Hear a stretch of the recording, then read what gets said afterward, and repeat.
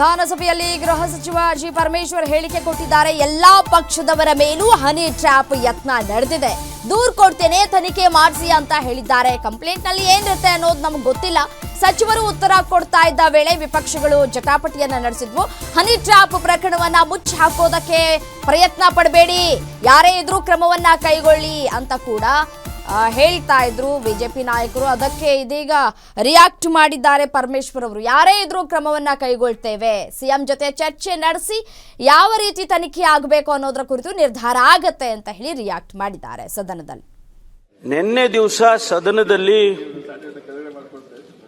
ಬಹಳ ಗಂಭೀರವಾದಂತ ಪ್ರಶ್ನೆಯನ್ನ ವಿಚಾರವನ್ನ ಪ್ರಸ್ತಾಪ ಬಸವರಾಜ್ ಅವರು ಮಾಡಿದ್ರು ಮತ್ತೆ ಸುನಿಲ್ ಅವರು ಮಾಡಿದ್ರು. ಮಾನ್ಯ ರಾಜಣ್ಣ ಅವರು ಹೌದು ನನ್ನ ಮೇಲೆ ಇಂಥದ್ದೊಂದು ಪ್ರಯತ್ನ ನಡೆದಿದೆ ಅಂತೇಳಿ ಅವರು ಪ್ರಸ್ತಾಪ ಮಾಡಿದರು. ಮಾತನಾಡುವಾಗ ಅವರು ಹೇಳಿದ್ದು ಇನ್ನೂ ಆ ಪಕ್ಷದ ಆ ಭಾಗದಲ್ಲಿರ್ತಕ್ಕಂಥ ಸದಸ್ಯರುಗಳು ಮತ್ತು ದೆಹಲಿಯಲ್ಲಿ ಕೂಡ ಅನೇಕ ಜನರು ಈ ರೀತಿ ಒಳಗಾಗಿದ್ದಾರೆ ಅಂತಕ್ಕಂಥ ಮಾತನ್ನ, ಅದೇ ಹನಿ ಟ್ರ್ಯಾಪ್ ಅಂತಕ್ಕಂಥ ಹನಿ ಟ್ರ್ಯಾಪ್.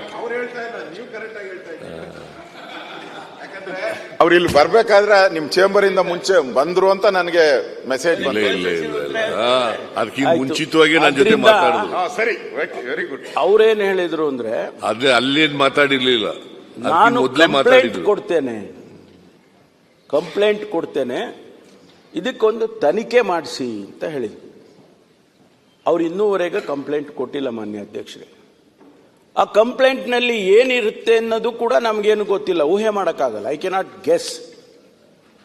ಆದ್ರಿಂದ ಸದನದಲ್ಲಿ ಹೇಳಿದ್ದಾರೆ, ಸ್ವಲ್ಪ ಇರ್ರಿ, ಹೇಳೋವರೆಗೂ ಕೂತ್ಕೊಳ್ಳಿಯಪ್ಪ. ಉತ್ತರ ಕೊಡ್ಲಿ. ನೋಟ್ ಮಾಡಿ ಮತ್ತೆ ಮಾತಾಡಿ. ಪ್ರತಿಯೊಂದು ಸೆಂಟೆನ್ಸ್ಗೂ ಉತ್ತರ ನಿಲ್ಲುದು, ಅದಕ್ಕೆ ಕೌಂಟರ್ ಕೊಡುದು. ನೀವು ಸ್ವಲ್ಪ ಕೇಳಿ, ಅದರ ನಂತರ ಅವ್ರು ಏನಂತ ನೀವು ಮಾತಾಡಿ. ಈ ರಾಜ್ಯದಲ್ಲಿ ಪ್ರತಿಯೊಂದು ಕಂಪ್ಲೀಟ್ ಮಾಡ್ತೇನೆ. ಆಯ್ತು, ಕಂಪ್ಲೀಟ್ ಮಾಡ್ಲಿಕ್ಕೆ ಅವಕಾಶ ಕೊಡಿ. ಆಯ್ತು, ಮಾತಾಡ್ಲಿ ಅವರು. ಮಾತಾಡ್ತೀನಿ, ಜಡ್ಜ್ ಹೊಡೆದಿದೆ ಅಂತ ಹೇಳ್ತಾರೆ. ನೀವು ಇದನ್ನೇ ಹೇಳಿದ್ದಾನೆ ಹೇಳ್ತೀರಿ. ಅಲ್ಲಿ ಉತ್ತರ ಕೊಡೋದು ಒಂದು ಅಕ್ಷರ ತಪ್ಪಾದ್ರೆ ನೀವು ಮಾತಾಡ್ತೀರಿ. ಕಂಪ್ಲೀಟ್ ಆಗುತ್ತೆ. ಆಯ್ತು, ನೀವು ಮಾಡಿ. ನಿಮ್ಗೆ ಗೊತ್ತಾಗಲಿಲ್ಲ ಮಾನ್ಯ ಅಧ್ಯಕ್ಷ. ಆಯ್ತು, ನೀವು ಯಾಕೆ ಮಾತಾಡ್ತೀರಿ? ಸೋಮೋಟ ತಗೊಳ್ಬೇಕಾಗಿತ್ತು.